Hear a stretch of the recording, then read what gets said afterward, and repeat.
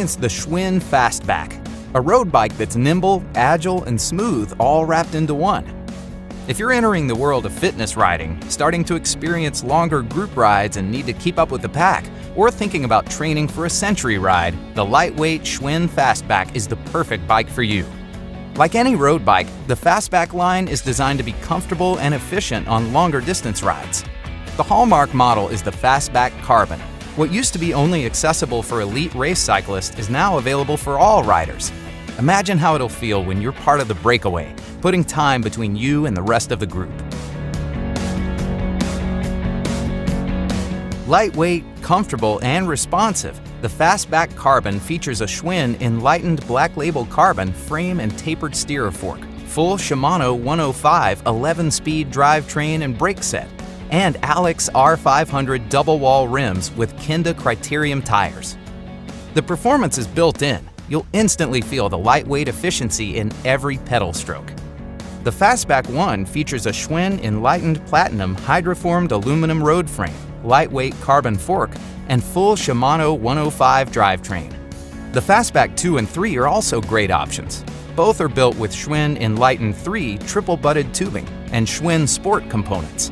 The Fastback 2 comes equipped with a Shimano Sora drivetrain, and the Fastback 3 comes with a Shimano Claris drivetrain. Both offer a complete, comfortable, ready-to-ride package that will provide you with years of cycling enjoyment. Each Fastback model is available in extra small to extra large frame sizes. You can ride confidently since you know and trust Schwinn quality. Enjoy the freedom of riding a Schwinn.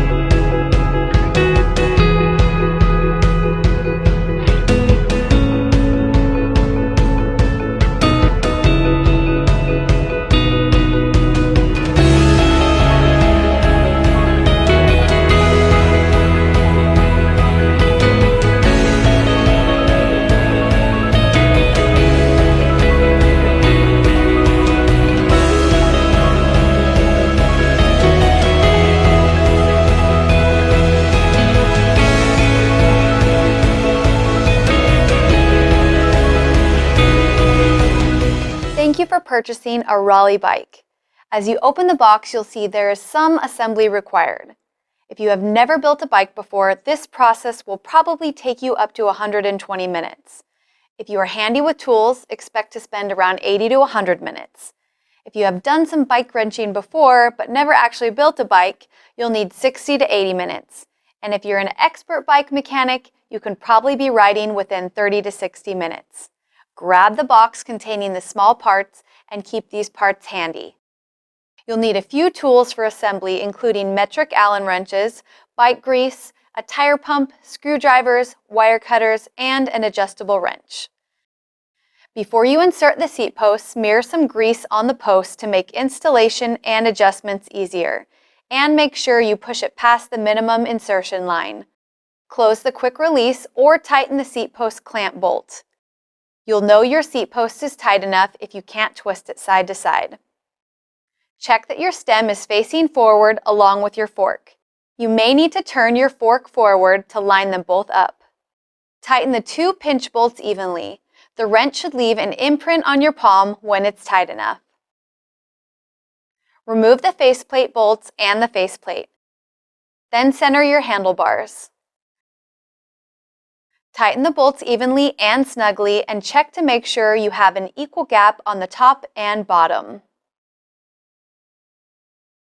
Remove the plastic caps from your front wheel and slide the quick release through the hub with one conical spring on each side. Grease the threads and thread the nut on loosely. Put the front wheel in the fork and begin to tighten the quick release. When you close the lever, it should tuck up near the fork leg, and when it's tight enough, the lever will leave an imprint on your palm. After you get your front wheel on, check the back wheel for proper tightness too. Pedals are right and left specific, so be careful as to which pedal goes where. Use a small dab of grease on the threads. The right pedal goes on the side with the chain and threads in clockwise. The left pedal goes on the non-chain side and threads in counterclockwise. Snug your pedals with a pedal wrench or a thin adjustable wrench. To attach your caliper brakes, slide the post through the hole in the fork. Tighten the nut onto the post from the back while keeping the brake arm centered over the rim. Attach the cable to the brake lever, slide it through the housing and through the pinch bolt. Pull out the slack, tighten the pinch bolt, and then rotate the lever closed. Make sure the brake pads touch the rim evenly on both sides. Squeeze the brake lever to test the system. If one pad hits the rim before the other, you can center it by adjusting this screw on top of the brake caliper. Continue making adjustments so the brake pads contact the rim when the lever is halfway through its range of motion. To adjust your rear derailleur, turn the cranks and shift the chain to the smallest cog in the back. Use the high limit screw to center the derailleur underneath the smallest cog. Undo the pinch bolt and pull the slack out of the cable, and retighten. While turning the cranks, shift up into the lowest gear. Now you can use the low limit screw to center the derailleur underneath the largest cog. To adjust your front derailleur, shift into the smallest chainring in the front and the largest cog in the back. Use the low limit screw to position the inner plate as close as you can to the chain without touching it. Loosen the pinch bolt to pull the slack out of the cable and retighten. While turning the cranks, shift up into the largest chainring in front and the smallest cog in back.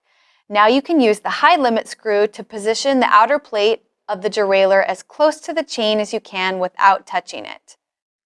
Put the red reflector on the seat post and the white one on your handlebars. Safety first. Cut any extra cable down with your cutters and pinch a cable end on with your pliers to keep the cable from fraying. Finally, pump up your tires following the guidelines on the sidewall of the tire. Before you head out on a ride, double check the tightness of your seat post and handlebars. And test the brakes to make sure they'll stop you when you need them.